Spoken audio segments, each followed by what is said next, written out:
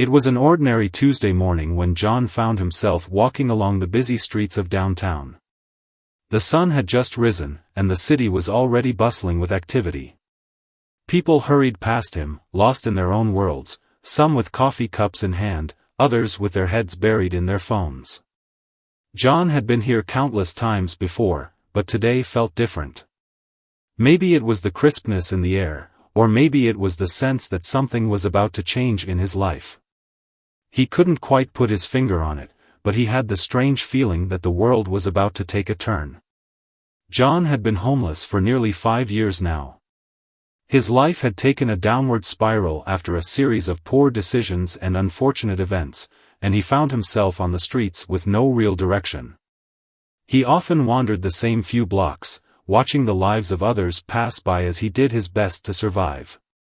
But today, as he walked along the street with nothing but the clothes on his back and a small bag slung over his shoulder, he couldn't shake the feeling that something was different. As he approached the busy intersection near the park, he saw her, a frail, elderly woman, struggling to cross the street. She was dressed in a light blue coat that looked too thin for the chilly morning air. Her silver hair was pulled back into a tight bun, but her hands trembled slightly as she clutched her purse. She seemed uncertain, standing on the curb and peering anxiously at the fast-moving cars. John couldn't help but notice her. He had seen her here before, walking alone, her face a mixture of determination and caution. Mrs. Clara, as he remembered her name, had always struck him as a kind woman. She was a regular at the park, sitting on the same bench every day with a book in her hands, her eyes scanning the pages with the same quiet concentration. She never said much to anyone, but there was something about her presence that made her hard to ignore. Today, however, it was different. Mrs. Clara was clearly struggling. She took a hesitant step toward the street, but as the light changed and cars began to rush by, she froze. Her frailty was evident. Her steps were slow and cautious, as if she were afraid to make the wrong move. The cars sped by in a blur, and she stood there, unsure of when it would be safe to cross. John felt a sudden surge of urgency. The world around him seemed to slow down as he watched Mrs. Clara. It wasn't just that she was old and vulnerable, there was something else. He couldn't help but think of his own mother, who had passed away a few years ago. She, too, had struggled to get around in her final years. John had been there for her, but not in the way he wished he could have been. The guilt still lingered, and now, seeing Mrs. Clara in the same position, something inside him snapped. Without thinking, he moved toward her. He didn't hesitate. He just walked right up to her, offering his arm with a soft, "Excuse me, ma'am. Can I help you?" Startled, Mrs. Clara looked up at him. Her eyes, though tired and weary, were sharp. She studied him for a moment, no doubt assessing the man who had approached her. The streets of the city were full of strangers, some kind, some not so much, but there was something in his voice that made her nod and accept his help. Perhaps she saw something in his eyes, a kindness that was not often offered on these streets. With her trembling hand, she grasped his arm, and together, they began to cross the street. The cars whizzed past them, but John moved slowly, carefully, guiding her with gentle steps. For a moment, the noise of the city faded, replaced by a quiet stillness between them. John could feel the weight of her small hand on his arm, the way her frailty seemed to transfer some of its weight to him. He was no stranger to hardship, but this felt different. This was not just about survival. This was about something deeper, something he hadn't realized he had been missing. As they reached the other side of the street, Mrs. Clara let go of his arm. She stood there for a moment, looking up at him with a mixture of gratitude and surprise. "Thank you," she said softly, her voice carrying a warmth that contrasted with the chill of the morning air. John nodded, his own heart heavy with a mixture of emotions he couldn't fully explain. It had been a long time since anyone had thanked him for anything. In fact, most people either ignored him or avoided eye contact altogether. But Mrs. Clara's words, simple as they were, cut through the fog of his own life and reached him in a way nothing had in years. "Of course," he replied, his voice rough from disuse. "I couldn't let you stand there alone." She smiled then, a faint but genuine expression that softened the lines of her face. "Not many people would have helped," she said, glancing around the busy street as if to emphasize her point. "Thank you, truly." John stood there for a moment, unsure of what to say. His mind raced as he tried to come up with a response, but the words didn't come easily. There was something about Mrs. Clara that made him want to say more, to ask how she was, to offer more help. But what could he offer? He had nothing. He was nobody. Before he could speak, Mrs. Clara surprised him once more. "Would you like to join me for a cup of coffee?" she asked, her voice soft but inviting. "I know a little cafe just down the street. They make the best coffee in town." John blinked, taken aback. It had been a long time since anyone had asked him to sit down for a coffee. The thought of sharing a simple moment of kindness, even if just for a few minutes, felt strange to him. But it was an offer he couldn't refuse. He nodded slowly, and together, they walked down the sidewalk, making their way to the cafe. As they entered, the warm scent of freshly brewed coffee enveloped them. The small cafe was cozy, with mismatched tables and chairs, and a few regulars sitting in the corner, sipping their drinks and talking in quiet voices.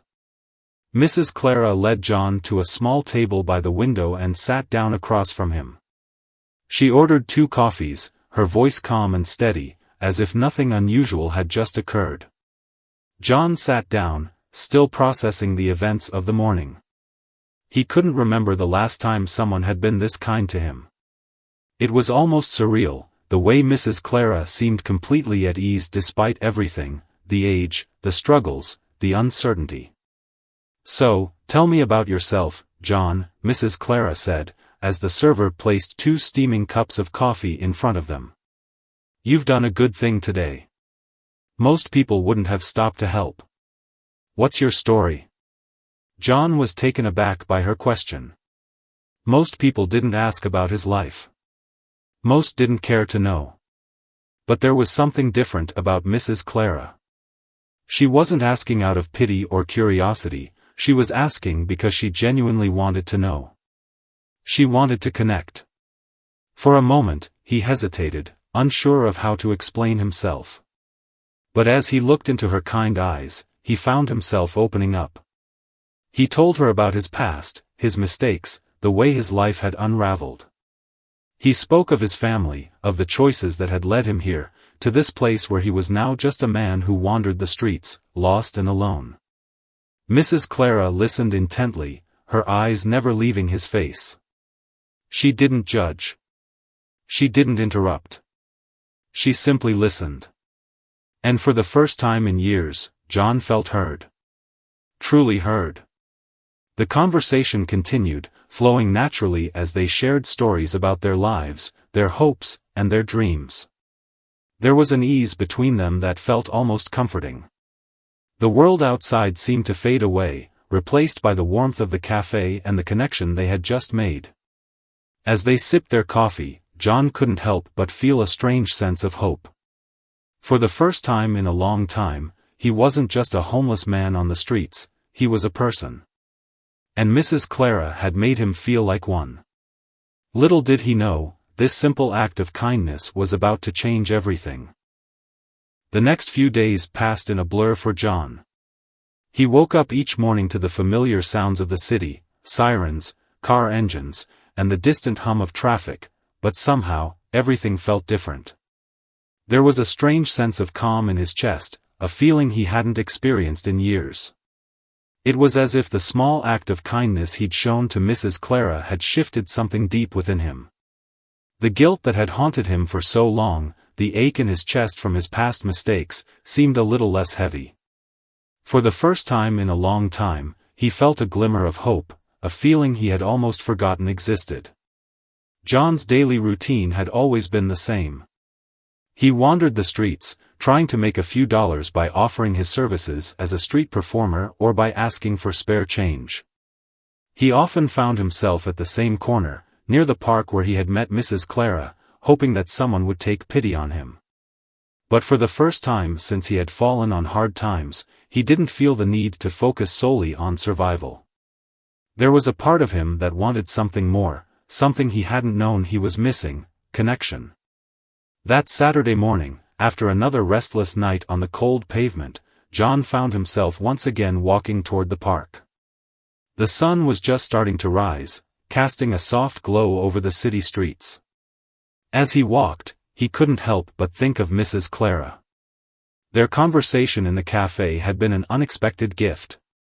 She had listened to him, truly listened, in a way no one ever had before.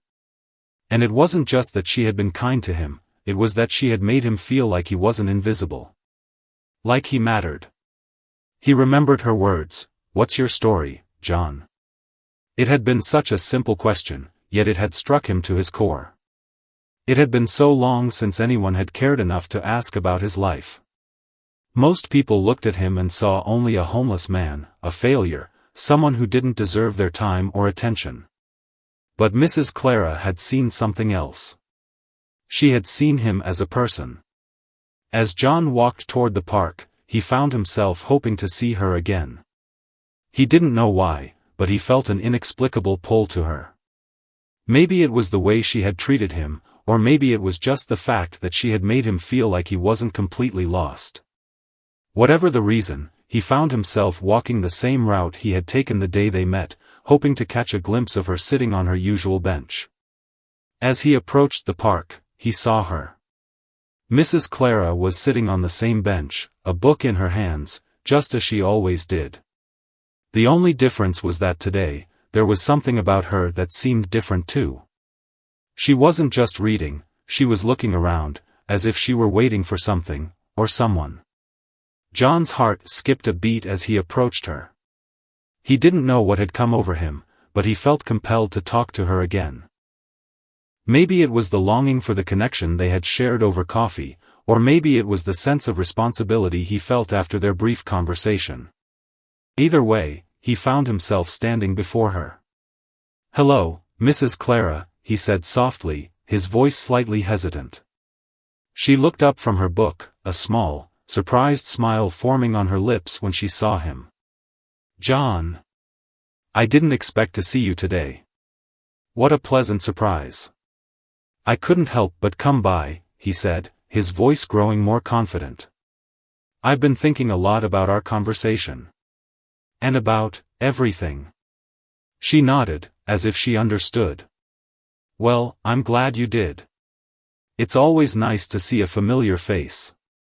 She patted the empty space on the bench beside her. "Come sit down.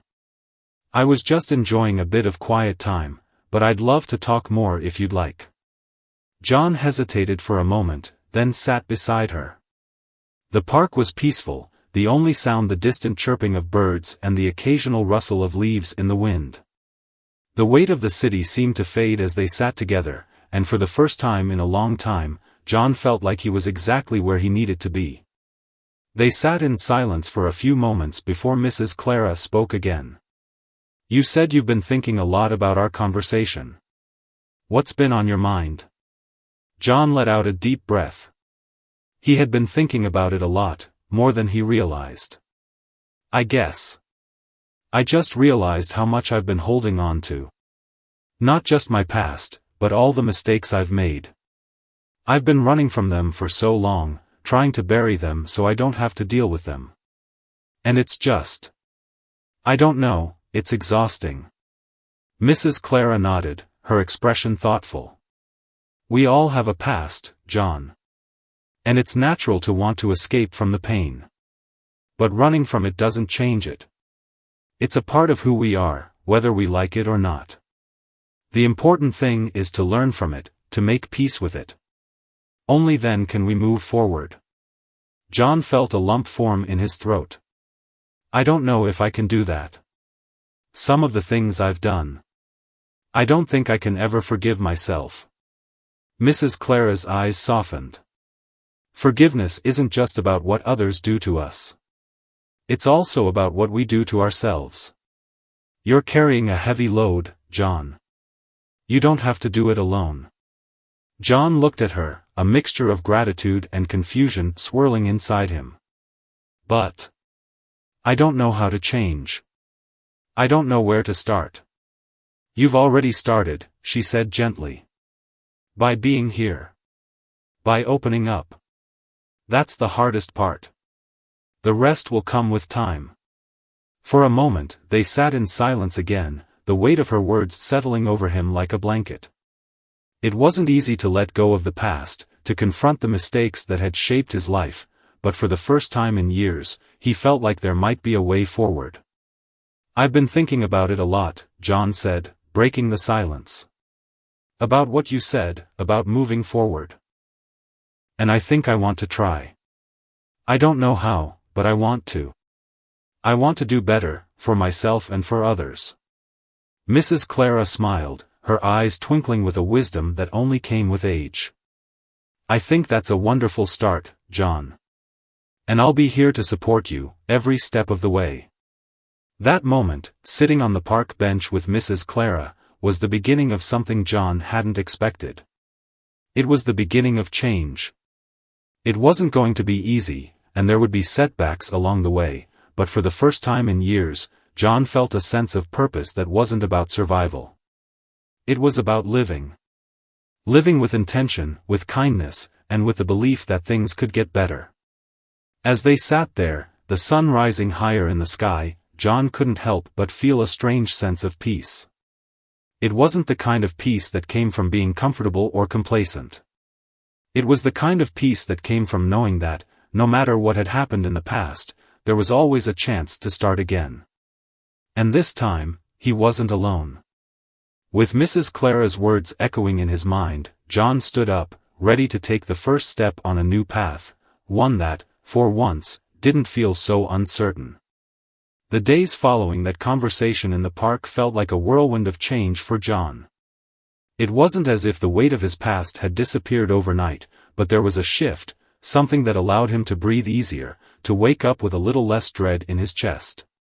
Mrs. Clara's words stayed with him, a gentle reminder that it was okay to start anew, to seek forgiveness, not just from others but from himself as well.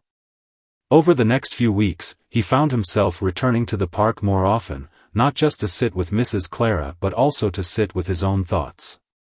He would walk to the bench, not knowing what to expect but feeling an odd sense of calm each time he did.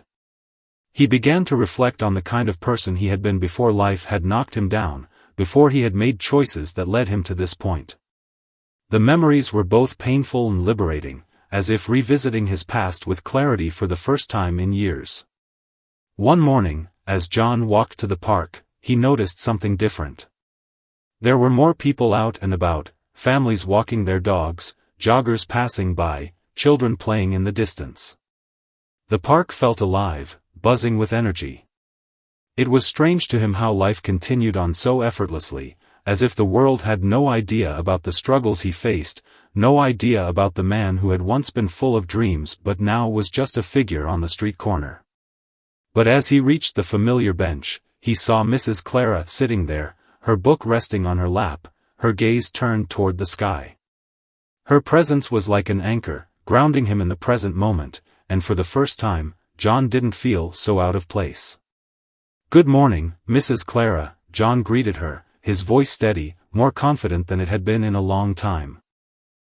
She looked up, a warm smile spreading across her face. "John. You're looking well today. How are you feeling?" "I'm feeling better," he replied, taking a seat beside her.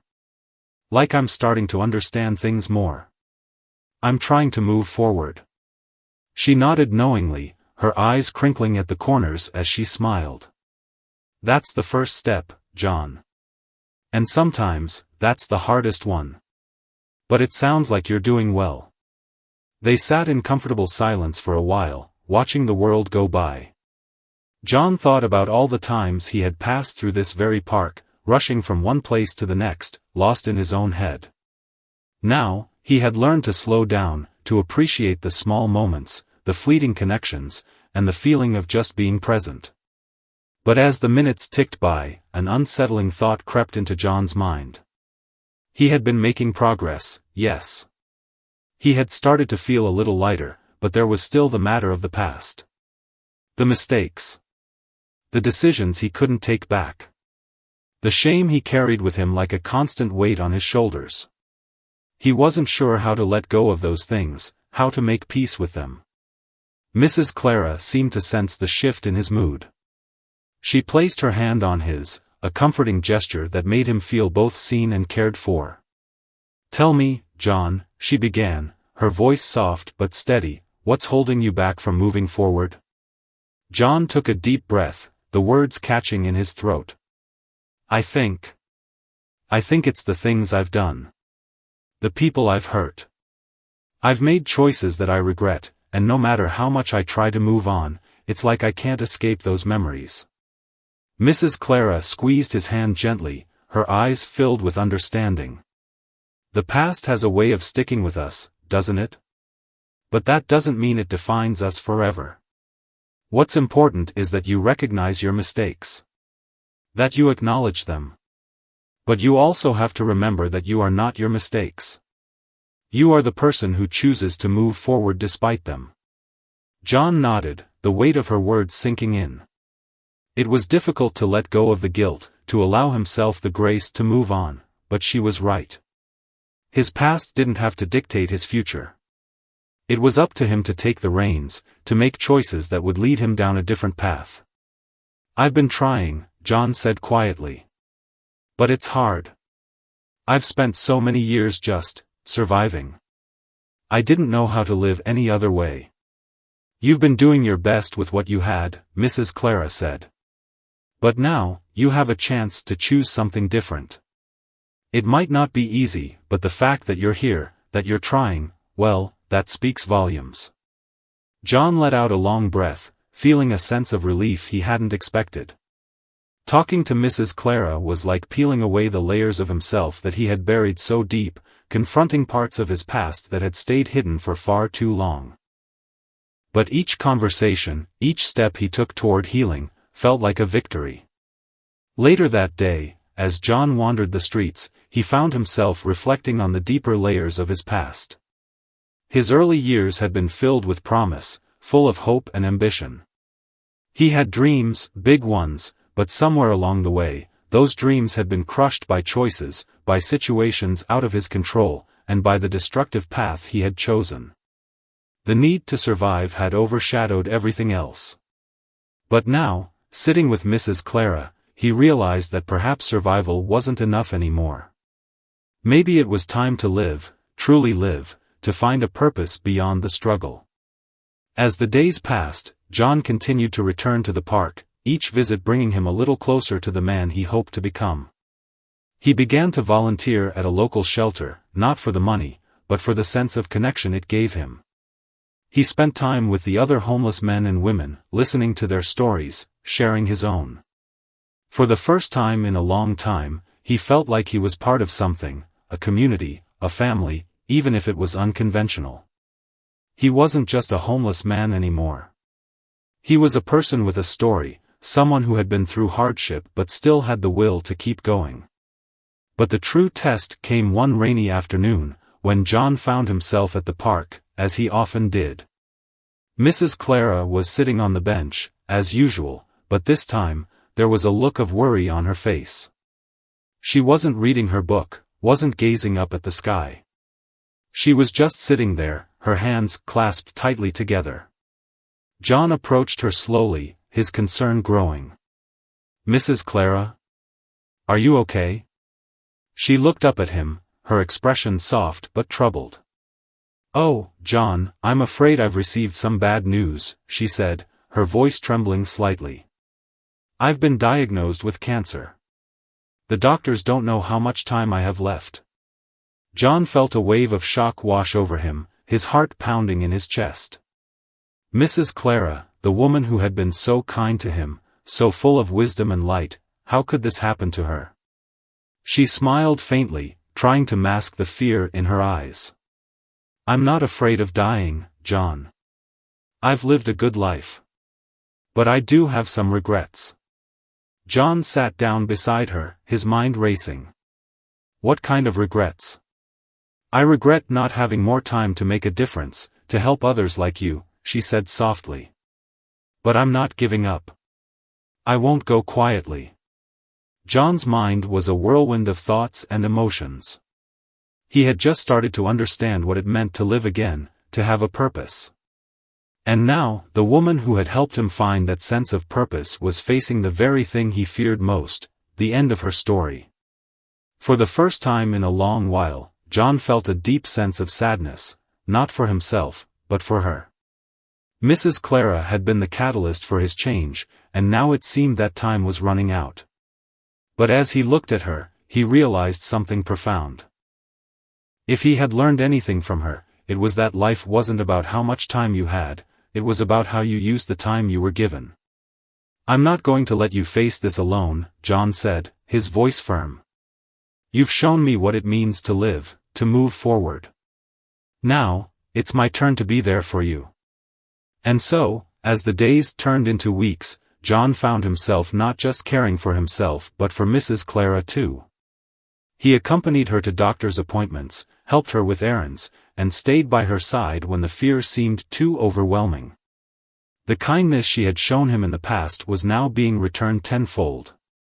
As they sat together one evening, watching the sunset from their bench, Mrs. Clara turned to John and smiled. You've come a long way, John. I'm proud of you. Tears welled up in John's eyes as he squeezed her hand. I couldn't have done it without you. And with that, they both understood that no matter what happened next, their lives had been changed forever. The weeks that followed were a blur for John, filled with moments of intense reflection and a quiet determination to ensure Mrs. Clara was not alone in her battle. He found himself devoting more time to her, supporting her through the grim treatments and the growing weakness that seemed to take over her once vibrant spirit. Yet, even as her body failed, Mrs. Clara's strength of character never wavered. She remained the same steady, wise presence that had inspired John to turn his life around in the first place. There was an almost peaceful acceptance in her eyes that John couldn't understand completely, but he admired it nonetheless. It was as if she had come to terms with everything long before her diagnosis, and now, she was simply living the end of her story with grace. John continued with his daily routine of volunteering at the shelter and spending time with Mrs. Clara. Every time he returned to the park, he was amazed at how much it had come to feel like home.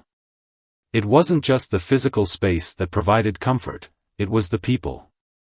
He had never truly appreciated the community around him until Mrs. Clara had made him open his eyes to it. His relationships with the other homeless individuals had deepened, as had his sense of responsibility to give back to those who had helped him when he needed it most. He realized that, though life had beaten him down, the simple act of helping others had given him a purpose that was more valuable than anything he had ever chased before. However, as much as John tried to maintain his sense of normalcy, there was a growing heaviness that weighed on him. Mrs. Clara's condition was worsening, and he found himself fighting to hold back tears whenever he saw the frailty that was creeping into her appearance. Her once bright eyes now appeared dull, and the spring in her step had long since vanished. But she never complained. She would always smile, always reassure him that she was fine. Yet, John could see the truth in the way she winced when she moved, in the way she struggled to keep her composure. One particularly cold afternoon, as the wind howled through the trees in the park, John arrived to find Mrs. Clara sitting alone on their bench, wrapped in a thick scarf, her hands clutching a small thermos of tea. There was something about the way she sat that day, so still, so quiet, that unsettled him. He approached her cautiously, not wanting to startle her, and when she looked up, he saw the same warmth in her eyes, but there was something different, too. It was as if she was preparing herself for something, a sense of finality in the air that both terrified and comforted him. "John, my dear," she said softly, her voice hoarse from the coughs that had begun to plague her more frequently. "I've been thinking a lot about you lately. About the person you've become." John sat beside her, the chill in the air biting at his skin, but he hardly noticed it. "Mrs. Clara, you've helped me more than you'll ever know. I don't know how I can ever repay you." She shook her head gently, her frail hand resting on his arm. "You've already repaid me, John. You've given me something I never expected. You've shown me that people can change, that it's never too late to find redemption. Watching you grow has been the greatest gift I could ever receive." John felt his throat tighten, the lump growing there a familiar ache that seemed to become more pronounced each day. "I don't feel like I've done enough. There's so much more I could have done. I've wasted so much time." "You're doing enough, John," she interrupted gently, squeezing his arm. "You're here. You've chosen to be present. That's more than most ever do." He turned his head away, unable to meet her gaze as tears threatened to fall. He had wanted to be strong for her, but in that moment, it was all too much. The weight of the loss he knew was coming, the realization that he had taken everything for granted for so long. Mrs. Clara was fading, and he was helpless to stop it. "Promise me something," she said, her voice barely above a whisper. "Promise me that you'll keep going, John. Promise me that you'll continue to be the man I know you can be." John looked back at her, his eyes glistening with unshed tears. "I promise, Mrs. Clara. I won't stop. I'll make sure your lessons live on, that the things you've taught me, about kindness, about helping others, don't go forgotten." A small smile curled at the corners of her lips, and she leaned back in her seat, resting her head against the back of the bench. "Good. You have such potential, John. Don't let it go to waste." The days that followed were filled with small moments of connection, some bittersweet, others filled with humor that kept them both afloat amidst the heaviness of their circumstances. John continued to stay by her side, taking her to appointments, keeping her company as the cold winds began to bite deeper into the city streets. He did everything he could to keep her comfortable, but no matter how hard he tried, he couldn't ignore the growing distance between them, the space that was widening between life and death, and he could feel himself being pulled into that gap, unable to stop it. On the evening of her final day in the hospital, John sat by her side, holding her hand as her breaths grew shallower. He couldn't help but think back to all of their conversations, to the lessons she had imparted upon him, and he felt a wave of gratitude so deep, it almost consumed him.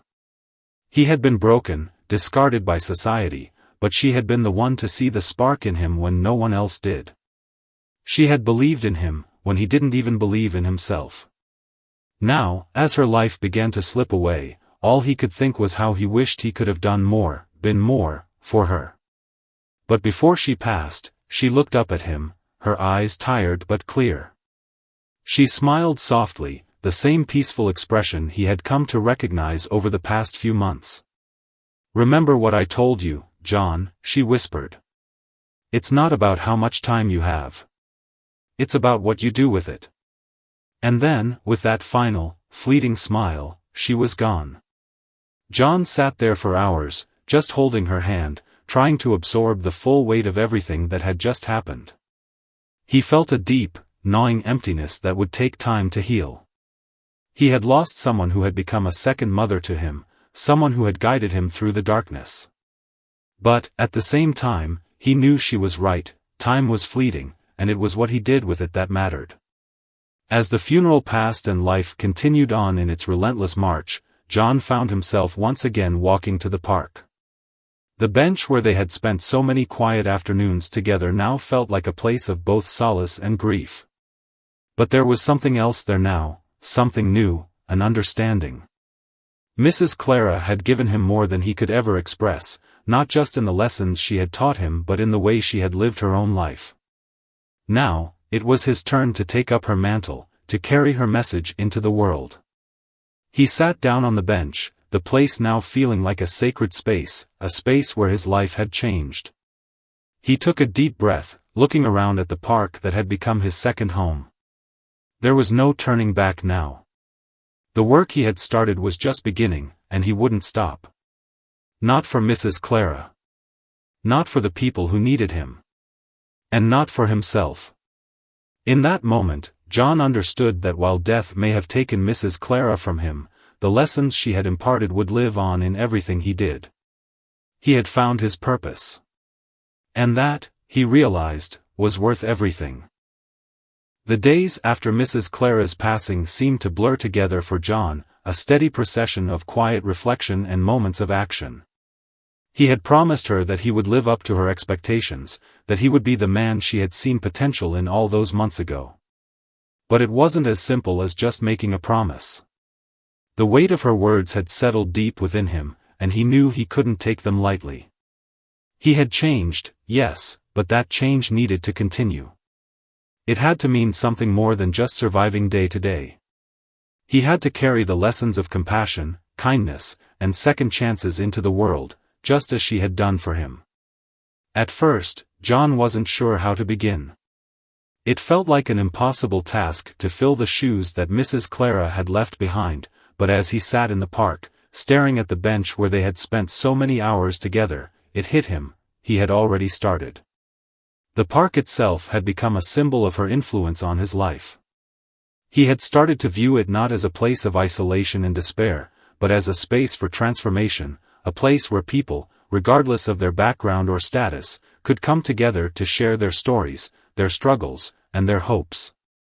John began with the shelter, a place where he had found his second chance. He had spent countless hours there, but now, he looked at it with fresh eyes. He didn't just want to be a volunteer anymore, he wanted to take a leadership role. He wanted to shape the shelter into something more than just a building to rest in.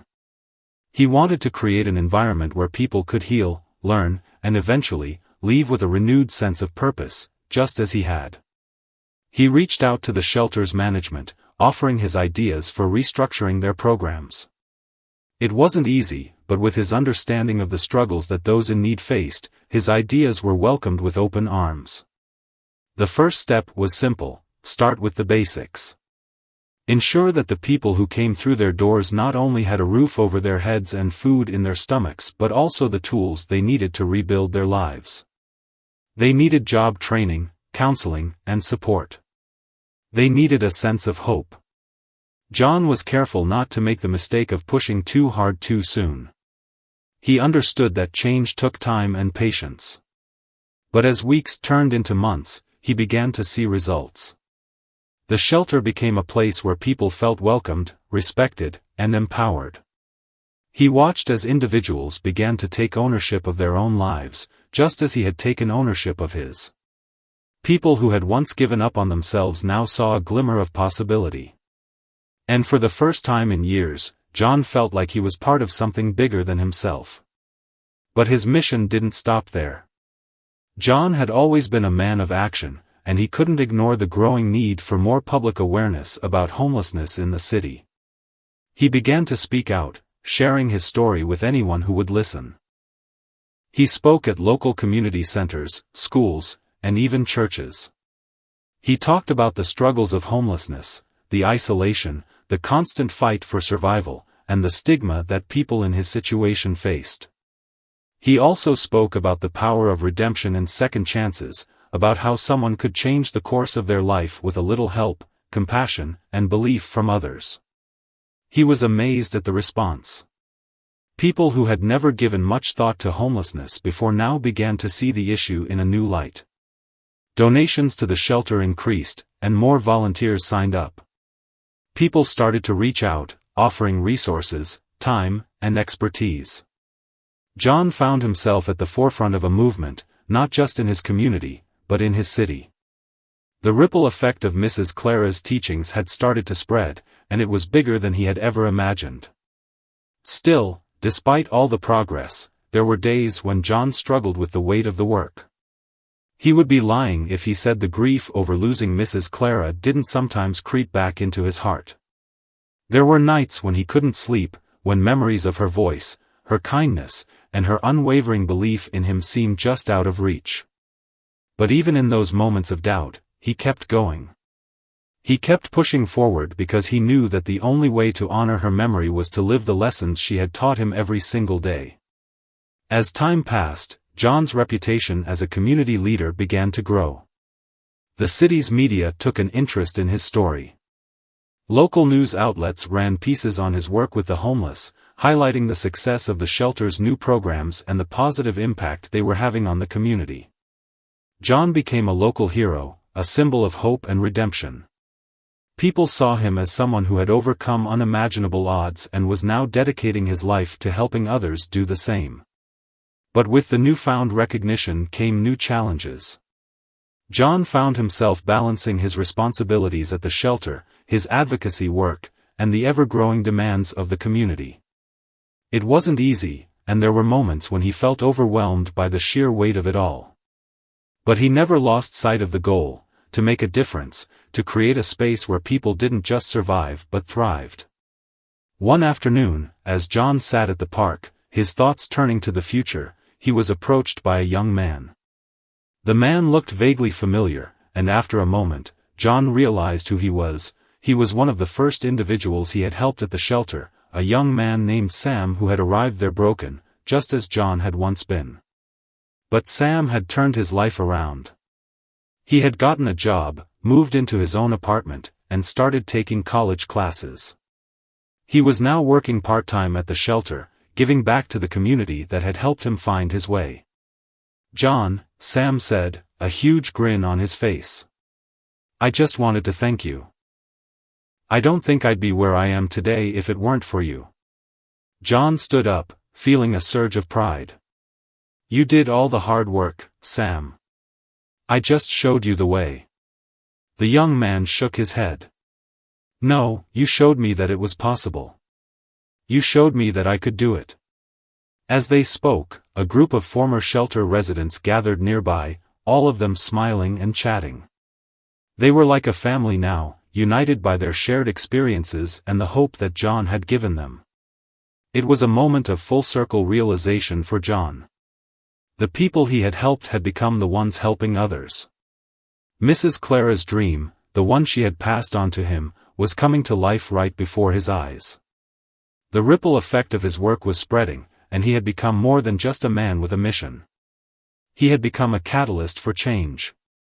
The shelter was thriving, the community was engaged, and the stigma surrounding homelessness was beginning to shift.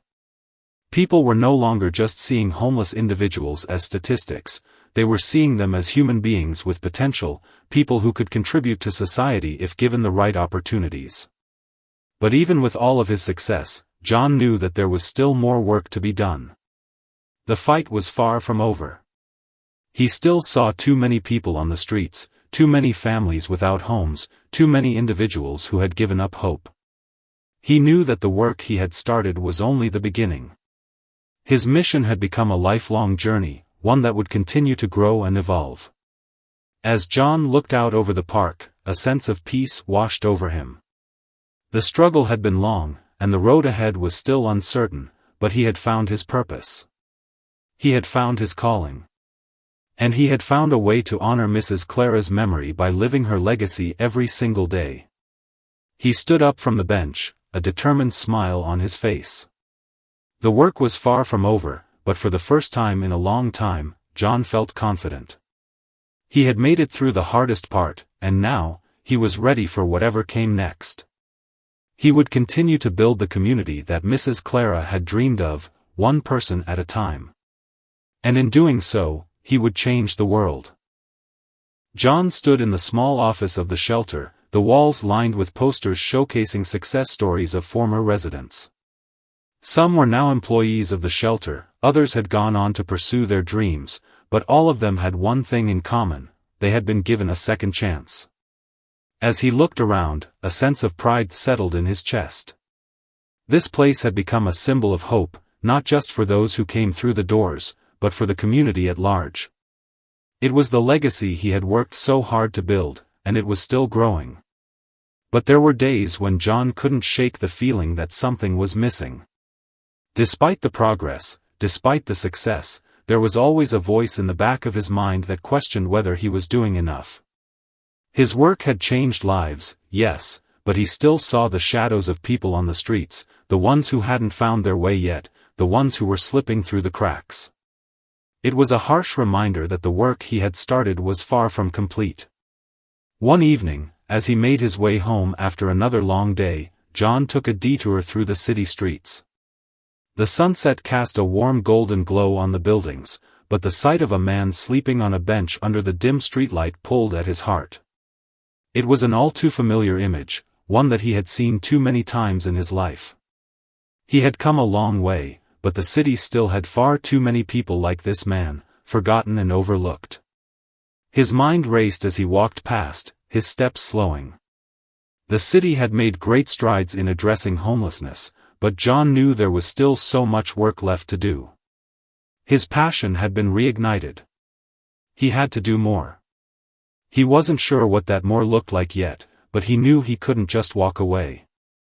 The next morning, John gathered a group of volunteers from the shelter. These were people who had been in his shoes before, people who had seen firsthand the difference that support and kindness could make.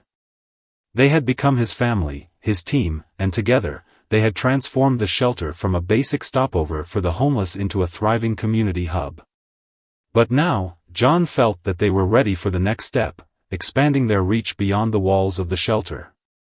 "We need to take the fight directly to the streets," John said, addressing the group with a fire in his eyes.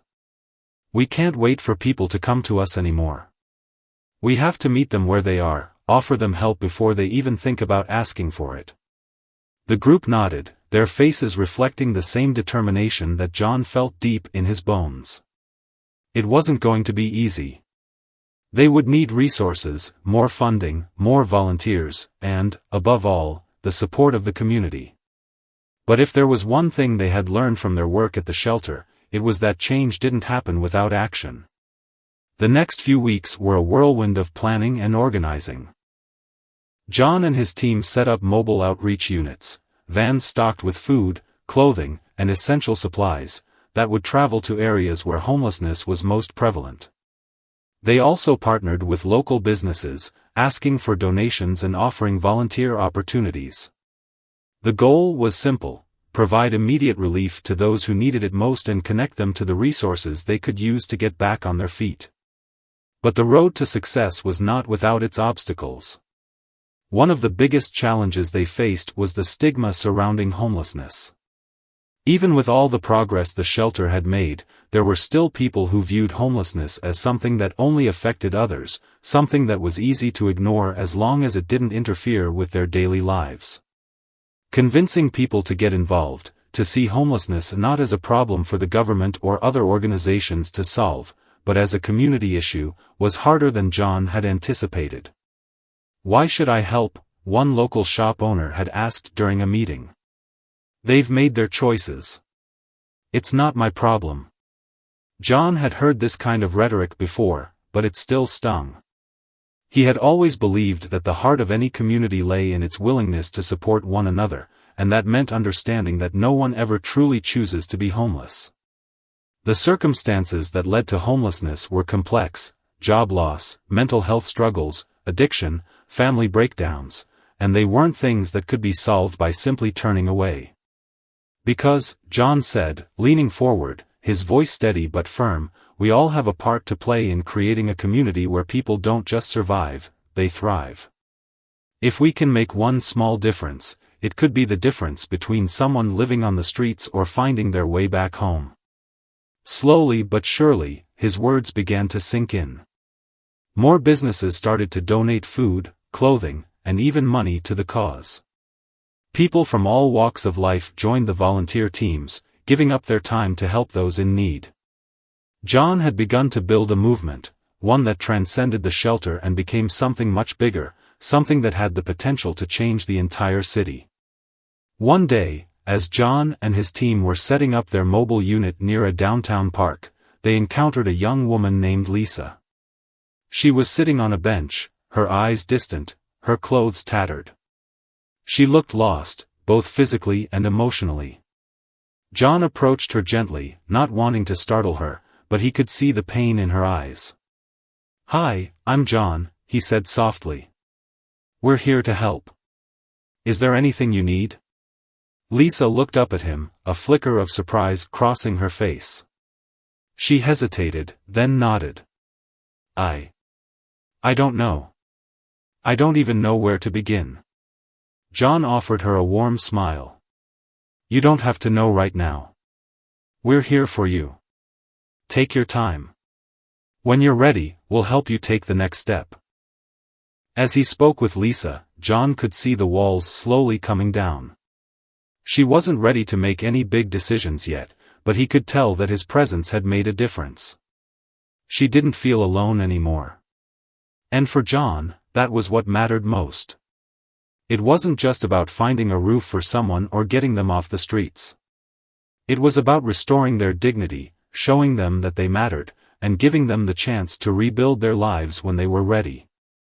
In the months that followed, the mobile units became a lifeline for many individuals like Lisa. They weren't just providing physical support, they were offering emotional support as well. People began to open up to John and his team in ways they never had before. They shared their stories, their struggles, and their hopes. Some had fallen on hard times and just needed a helping hand to get back on their feet.